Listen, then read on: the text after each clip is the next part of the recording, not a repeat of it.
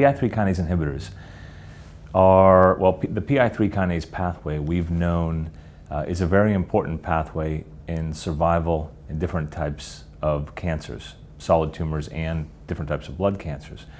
And the PI3 kinase pathway controls several essential cellular functions, things like survival, migration of a cell to different parts of the body, as well as proliferation. So it's an ideal target for cancer therapy. The problem is that in the past, most PI3 kinase inhibitors didn't have a lot of activity as single agents. These are mainly in solid tumors. But recently, there's been development of several inhibitors of this kinase, of this protein in the cell, that have been very active in different types of B-cell cancers, mainly B-cell lymphoma and in CLL. The first of these was Idelalisib, and Idelalisib as a single agent had remarkable responses in low-grade lymphomas, and then combined with rituximab, also has quite a bit of activity in CLL, and it's approved by the FDA in both of those settings. So since Idelalisib became approved, our next kind of round of studies was looking at combinations of this class of drugs, combinations of PI3 kinase inhibitors, and this is what I've been talking about today in Vancouver.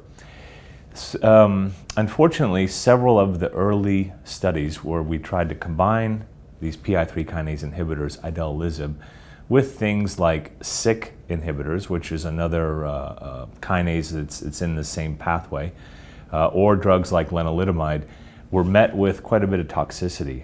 These were unexpected.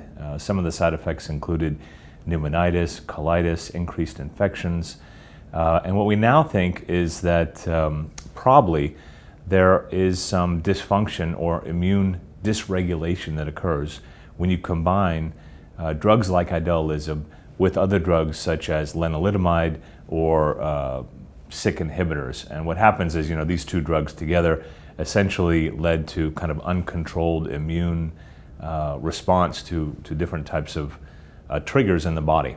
And what happened, unfortunately, in some of these studies is that patients develop pneumonitis, which is inflammation in the lungs or inflammation in the colon. So since that happened, there have been several other PI3 kinase inhibitors that have also been developed for lymphomas and leukemias. And I'm talking about some of those today. There's a drug that's developed by Incyte. There's a drug called Copanlisib, Umbralisib, and Duvelisib. They all sound kind of similar. But all these drugs essentially are hitting the same target. Some of them hit other isoforms of PI3 kinase inhibitors, and some of them also have slightly different chemical structures. And it looks like, at least at first glance, some of these drugs may have different side effect profiles.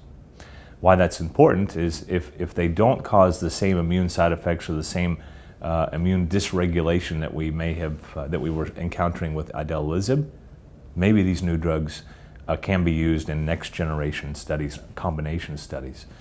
So we're beginning to see some of those studies emerge. There's not a lot of data yet on some of these combination trials, but there are studies combining some of the newer PI3 kinase inhibitors, things like Umbralisib and Duvelisib, as well as Copanlisib, with things like PD-1 inhibitors, other monoclonal antibodies, and with some of the cytotoxic therapies like bendamustine. Those studies, again, are mostly still being conducted, so we don't have a lot of data, but it's promising. And some of the preclinical work that has been done in solid tumors, in mouse models, along with cell lines, suggests that there could be synergy between drugs that target checkpoints, drugs that target other nodes within this pathway, as well as potentially drugs targeting things like the bromodomain or possibly other targets on the cell surface like monoclonal antibodies. But today, most of those studies are still ongoing. We don't have a lot of data, but I think hopefully we'll see some responses or some results and responses within the next couple meetings.